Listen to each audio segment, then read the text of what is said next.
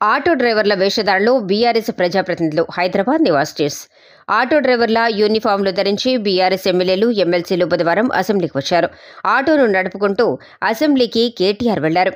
Auto డ్రైవర్లకు ఎన్నికల మేనిఫెస్టోలో ఇచ్చిన హామీలకు అమలు చేయాలని బీఆర్ఎస్ నాయకులు డిమాండ్ చేశారు. ఆటో కార్మికుల కోసం సంక్షేమ బోర్డు ఏర్పాటు చేస్తామని కాంగ్రెస్ హామీ ఇచ్చిన విషయాన్ని ఆయన గుర్తు చేశారు.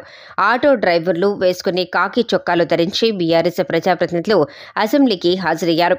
రాష్ట్ర ప్రభుత్వ విధానాలతో రాష్ట్రంలో 93 మంది ఆటో డ్రైవర్లు ఆత్మహత్య చేసుకున్నారని కేటీఆర్ ఆరోపించారు. ఆత్మహత్య చేసుకున్న కుటుంబాలను ఆదుకోవాలని ఆయన కోరారు. అంతేకాకుండా ఆటో డ్రైవర్లు 12,000 రూపాయలు ఆర్థిక సాయాన్ని అందించాలని బీఆర్ఎస్ కోరింది. ఆటో డ్రైవర్ల సమస్యలపై బీఆర్ఎస్ వాయిదా తీర్మానం ఇచ్చింది.